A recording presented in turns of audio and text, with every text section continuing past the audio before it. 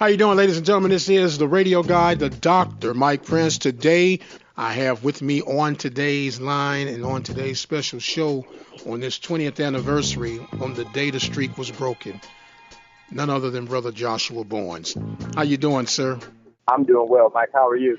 I am absolutely thankful, grateful for this opportunity to have the pleasures of talking to you, talking with someone who may not have known or realized the significance of September 26, 1998, the day it happened, but it was history in the making.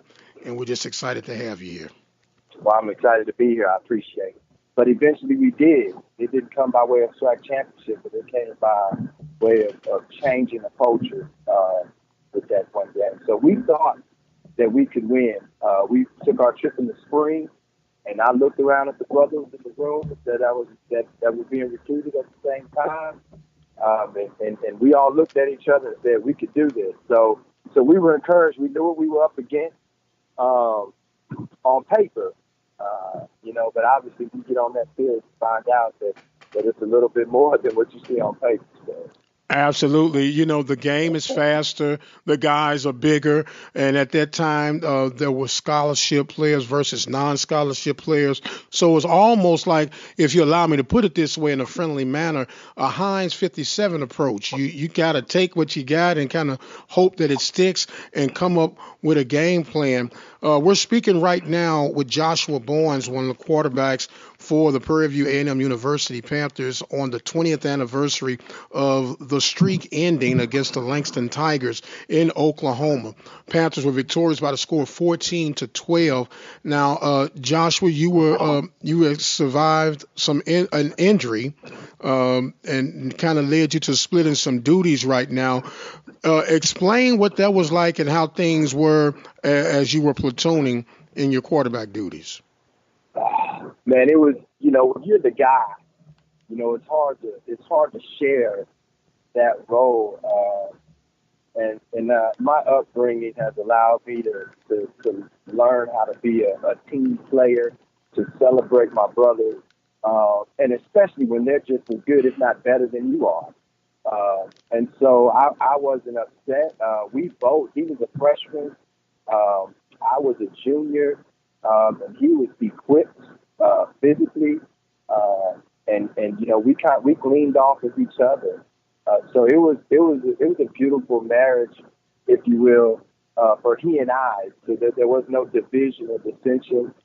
Everyone knew that we were both capable, and we figured it out. I mean, so here he is, a quarterback who's just now being introduced to the SWAC, and then I have a couple years of experience, and so. Man, I love my late brother, Jalen Foster. He was a tremendous competitor. And, man, he helped me grow. Even though I was a senior on the field, he helped me grow. And I'll never forget that about him. No, you talking about a furious competitor on and off the field, and unfortunately, we lost him too soon.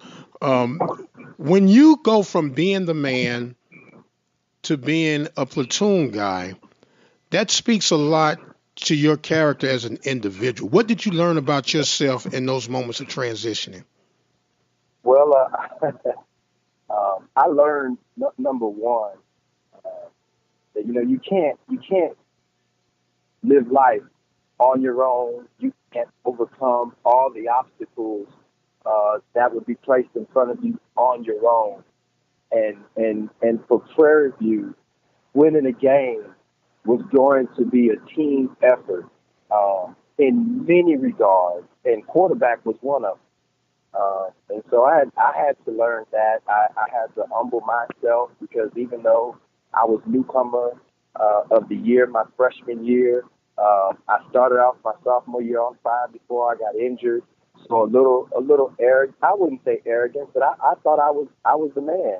Well, that's confidence. You got to have confidence when you're going to be a Division I ball player or any athlete on that level. Yes, sir. So, but I learned it an even greater level of humility. I had a great respect for Jamal, and I had a great respect for Coach Johnson. And so I just learned how to lead from the sideline when I wasn't on the field. So I was coaching, I was cheering, I was encouraging while I wasn't on the field. So I had to learn to do those things as the quarterback position, which is very challenging. So you learning that, you know, for lack of a better term, there's going to be life after football.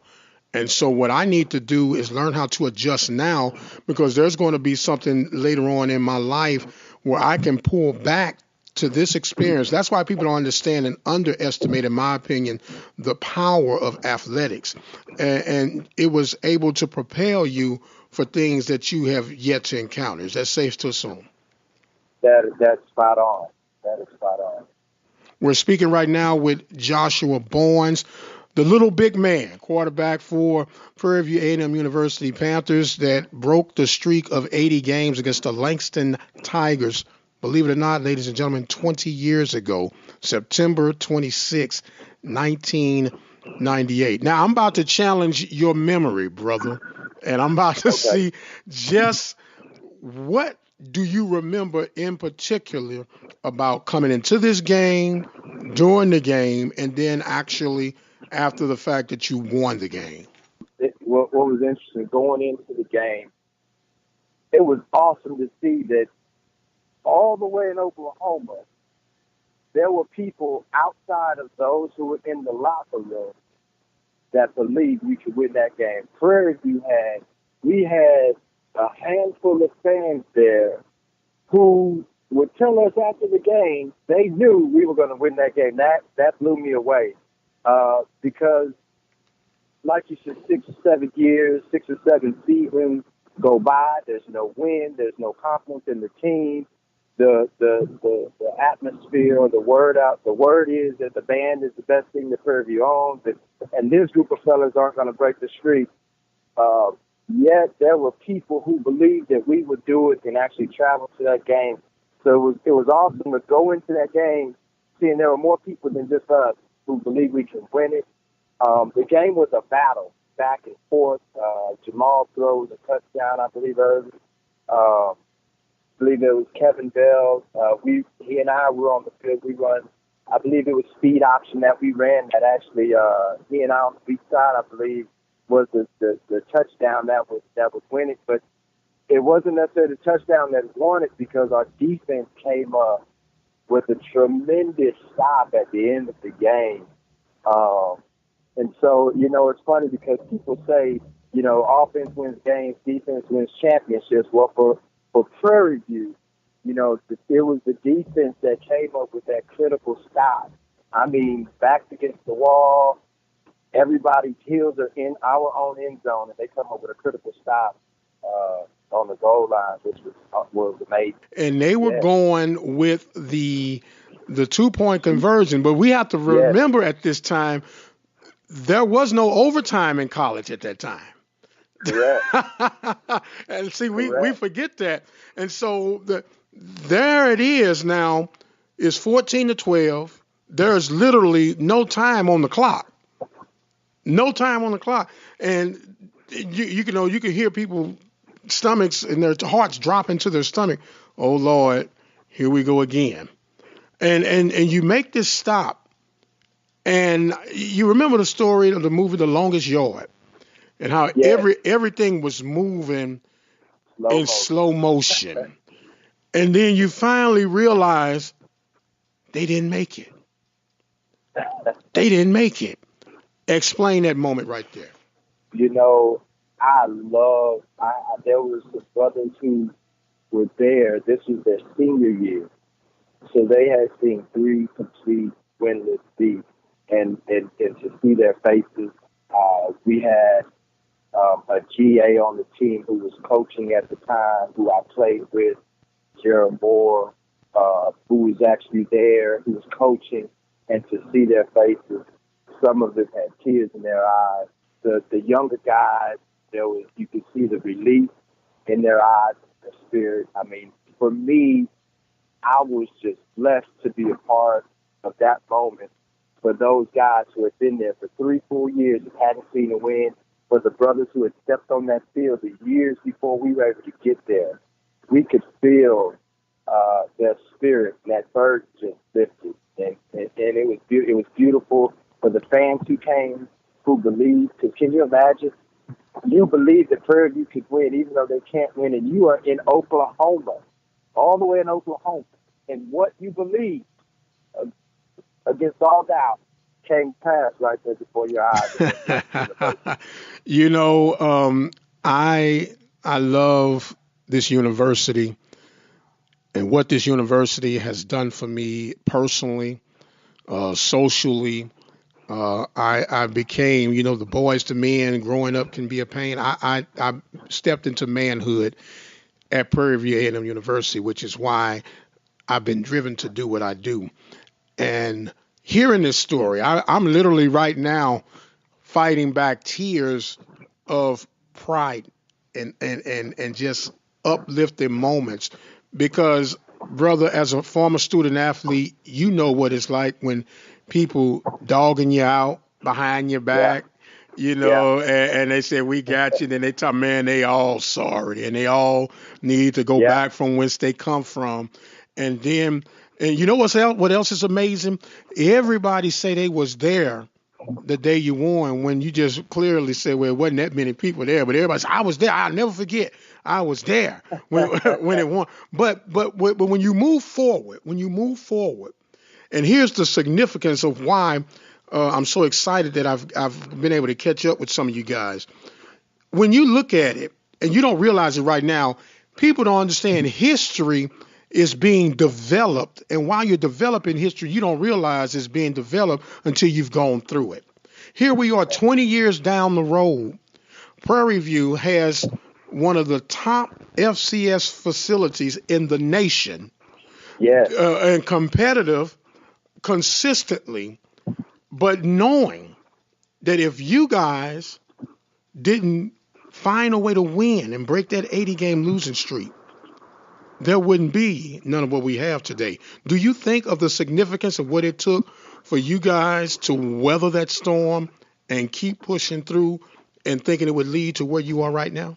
I'm glad you said it, and I won't say that it was all because of us, but I do take pride in the fact that you know we stuck it out, and there were brothers that could have left that hung back and stuck it out to see Prairie View win again. We wanted to win a SWAC championship, but it wasn't about a SWAC championship. It was just about winning, creating a culture of winning. And when we look back at it today, yes, it makes me. I'm godly proud.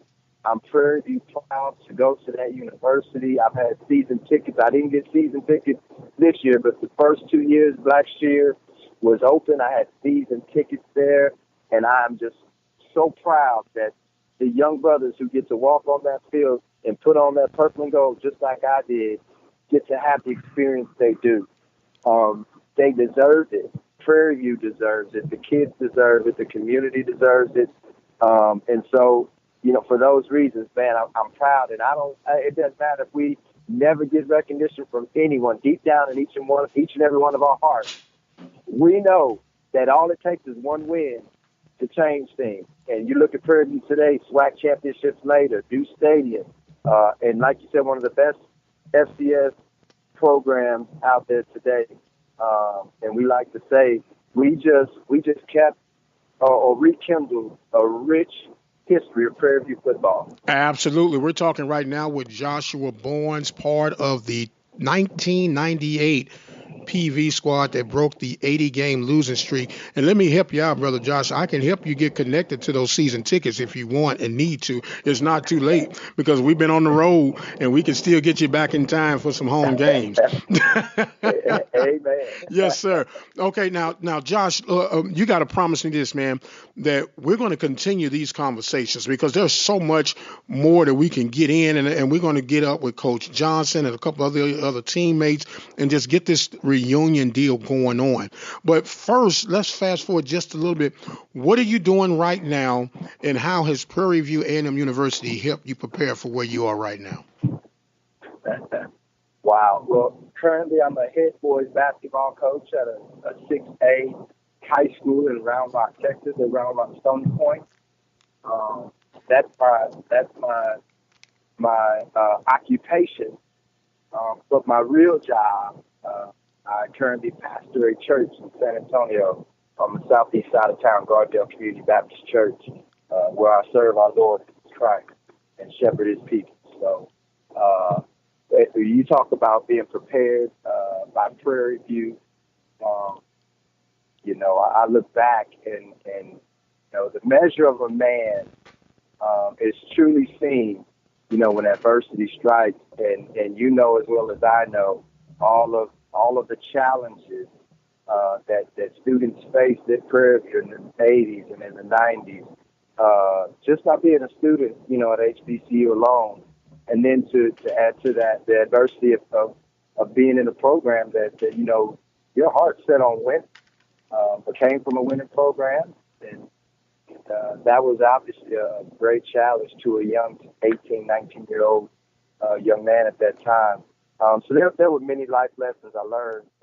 There were many relationships that I developed, and I'm godly proud when I look across the board and I look at my brothers who I played ball with on that field, and I see they're successful accountants. They have their own accounting businesses. They work for the oil fields. They work in real estate. They're teaching. They're preaching. They're all in positions. They're all professionals, and they're doing well at what they do, which, again, alludes to what you said earlier, that it wasn't all about the field, but about the life lessons that you learn by going through Prairie View. So I learned, how to love my brothers in tough situations, how to ask for help in tough situations there. I learned that there are people that care about my success as much, if not more than I did. Raymond Burgess was one. Barbara Jacket was another. Steve Wiggins was another. Greg Johnson was another. Reginald Prudhomme was another. And the list of Letty Robb and Larry Robb, and there was Miss Campbell. There were countless people at Prairie View who had an interest in my success, many times greater than mine whenever I was there. And I thank God that Robert Atkins, Elwood Plummer, even though I'm mad he didn't let me play ball, I had to learn how to accept no. Even though I thought I was talented enough and good enough to play ball, I had to learn how to accept that and let that no fuel me to still be a successful man, even though I didn't have something that I loved at that moment. So there were many people there. You find, people tell you it's a dog-eat-dog world and you end it on your own.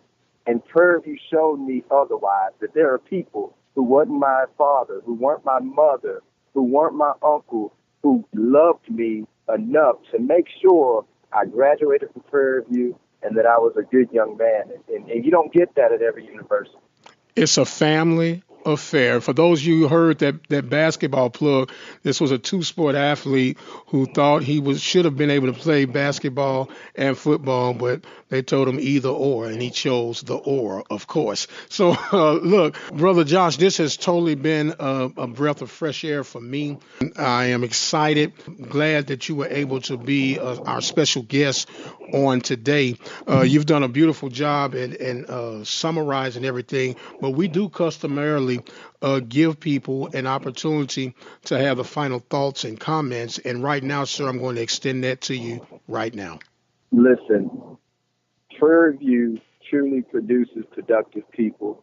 Don't believe the hype about historically black colleges being second-tier universities. Prairie View is a first-tier university. It's proven. Our grads come out making the most money their first year out of college. Beyond money, again, there are people there that genuinely care about you. There are people there that love you. There are people there that want to see you be successful in this generation, right here and right now. And the Lord, I believe that a good man's steps are ordered by the Lord. And so those steps were ordained for me to be there at the peaks and the valleys. And I thank God for Prairie View A&M University. I thank God for Michael Prince and for your show and for all that you do for past, current, and future Panthers in Pantherland, man. God bless you, and I just thank you for the opportunity to be with you here today. Brother, thank you for the kind words. Thank you for the love of Prairie View. And I'm just going to ask you my final question, brother. Who you rooting for? PVU. All right, that is Brother Joshua Barnes. I am the radio guy, the Dr. Mike Prince. Thank you all so much for being a part of us on today. Remember, my Instagram and my Twitter handle is The Mike Prince Show. The website is obnradio.com. Until the next time, you guys be blessed, and we'll see you on the other side.